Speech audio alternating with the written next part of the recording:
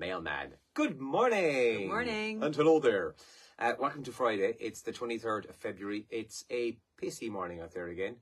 It was, I was sitting on last night, what were we watching? Do you know what we were watching actually? It was Operation Transformation. We missed it Wednesday night. So we were sitting on watching that. And I was like, what is that noise? And it was hailstone just baking off the window. How is Operation Transformation this year? I haven't seen any of it. Yeah, I enjoyed it, I enjoyed it every year. But honestly, we watched the final now from Wednesday night, but I'd missed episodes 6 and 7. Mm-hmm. And it's only when it was on, I was like, oh yeah, we kind of forgot about that.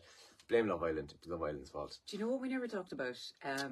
The episode, you mentioned it trending, but I hadn't seen the episode, but now I've seen it. The first dates, the guy who let the girl pay and then didn't want to see her again. Is it bad, is it? Because I didn't you didn't see it? No, I just read the tweets. And the tweets looked bad enough. Andrew.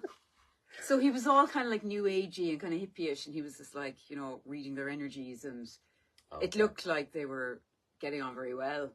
And so there was no indication? No. Now, she said a few things that made him kind of raise an eyebrow. And, right, okay. But that's normal, I think. Yeah. You know, you give someone another go.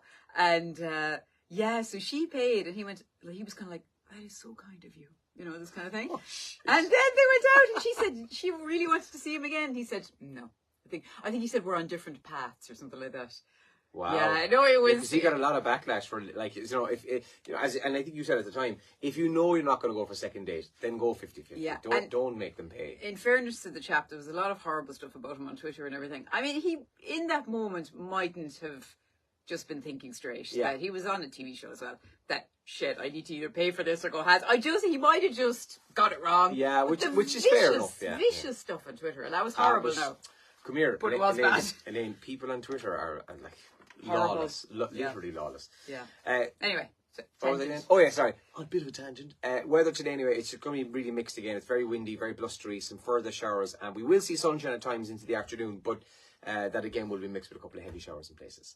Now, some of the big stories in our papers this Friday morning in the Irish Daily Mail today. Fresh crisis in RTE as chair of board in firing line. Now, the minister, Catherine Martin, has said that she believes she was misinformed twice this week by Siúni Rathillig, that's the chair of the RTE board, in relation to a controversial exit package at the broadcaster. So it's the main story there in the Irish Daily Mail today. And heard the one about the taxpayers' money? We're the punchline, writes Brenda Power in her column in the Daily Mail this morning. Now, the Independent online this morning has an update to the Siúni Rathillig story. She did step down late last night. And now, I'm not sure how late, because the papers tend to go as late as possible, don't they? Mm-hmm. But a lot of them don't have it this morning, because obviously it was very late. Very late, yeah. The news broke this morning that Siúni Rathillig, the chair of the RTE board, has now stepped down. And that's exactly as Elaine said, after the Minister Catherine Martin was on primetime last night. And she said, she didn't say the words, I don't have confidence in her, but she didn't say she has confidence in her either. Yeah. She kind of went around that issue a little bit. Blurred around it. And petrol and diesel prices are back on the rise again after 4 months of falls, but there's some good news for EV drivers, says the Independent this morning. The key reason for this can be linked to crude oil costs, which are rising due to instability in oil-producing regions. The average price of petrol now is $1.71, and the average price of diesel is $1.72 across most areas in the country. In the Irish Examiner front page, the main story is about rent and how much it's costing people. Well, in regional cities in Ireland, you can expect to pay close to €2,000 per month, despite an overall slowdown in rental inflation, says this. Now, Dublin inflation slows, but there's been steep hikes seen in the cost of renting a property in Cork and Limerick as well. So that's on the front page of the Irish Examiner today. Drug haul confirmed as crystal meth as deadline looms to charge pair. The massive drug haul in Cork Port last week. Confirmed yesterday as crystal meth, and the two men being held in relation to that. It's this morning, I think, is it? Their period of detention is up. You'll be hearing lots more about that. And also the front page, catching up with my new Schools Cup hero, Ronan O'Gara, in the Friday sports section. It's all rugby today. And I Was So Green, Mary Coughlin, on making her first album in the Irish Examiner today. The Mirror this morning, this is a cool story. It would be you. It's good. So basically, a group of joiners who work in working with Wood, they have a syndicate in work, right? They checked the ticket, came up that they'd won €500. Should actually pay for an all night out. No, it's not. They won €1 million. What? Why did it say 500? That's what they thought they'd won. When they right. Sorry, I should rephrase. They checked the numbers. They thought they won 500. It's when they scanned it. It said, "You need to contact lottery headquarters." Is that what happens when you win big? It doesn't say you've won €1 million. Yeah, it says contact lottery headquarters. Because exactly, it's often told me I've won €3 or I've won a Daily a Millions Daily quick Millions. pick. Yeah. So my understanding is that I'm not sure what the limit is, but I think it's like, is it $3,000? Anything more than that?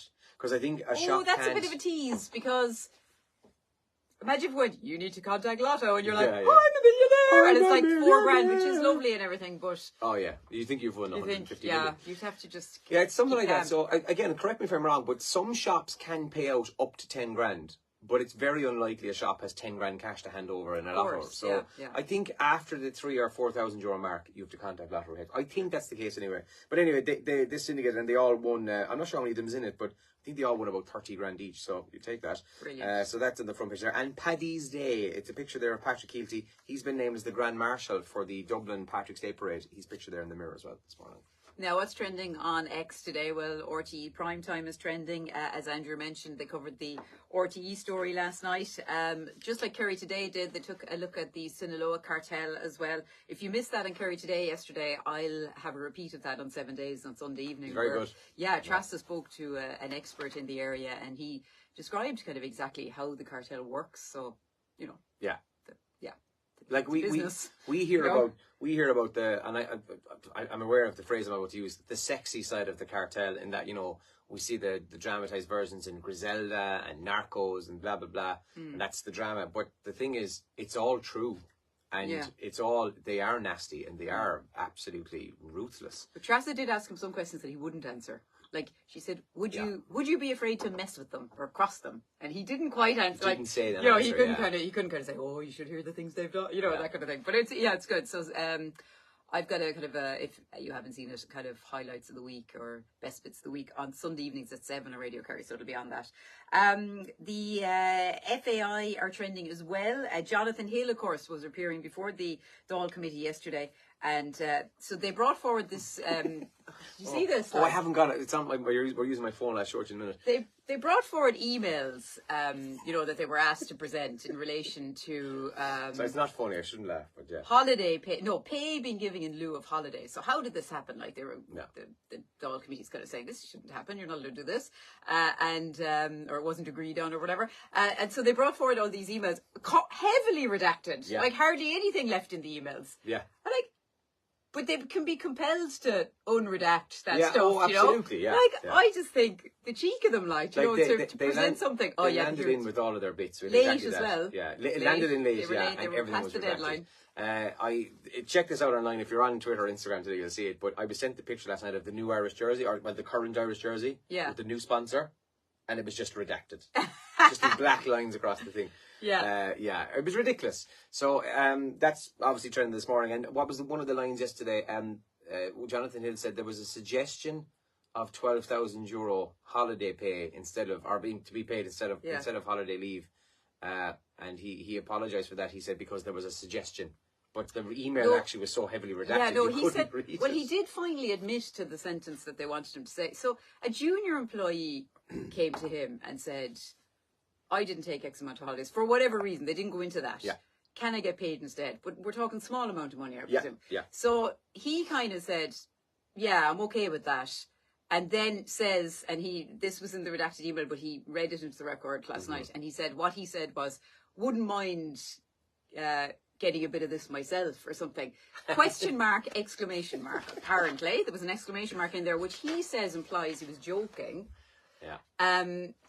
What people further along in the email chain believed that to mean was, can you look into this for me? Yeah, can I get the money? And then really high up people then started to have a conversation based on something he says was a joke. I'm sorry. It's a bit childish, to be honest. For the sake of 12 grand as well. Like, that's tiny money when you're talking about the amount of money that the FBI 100%, have been accused of wasting over the years, Yeah. That's true. It's bizarre. The IRFU are trending then as well this morning because they named their team to play Wales tomorrow in the Six Nations. Pretty strong team as well, to be fair. And Kyle Hayes is trending, the Limerick hurler. He was named to start in Limerick's game tomorrow night against Dublin. It's his first time back playing with Limerick since his court case, and he was found guilty. But people are just a little bit annoyed because this time next month, potentially, he could get jail time yet. He's not scot-free there just yet. But either way, he's going to be playing in the Limerick-Dublin game tomorrow. He's also trending this morning as well. Now, we've got a busy show coming up between 7 and 9 on Radio Kerry. Join us for that. We're going all out 90s after 8:30 this morning. So send us on your favourite 90s tracks, please. Dance tracks. Dance tracks. Don't Dance send tracks. us Tony Braxton, Unbreak My Heart. Well, unless it's the remix. Unless it's the The remix. remix isn't very good, actually. Have a good day, guys.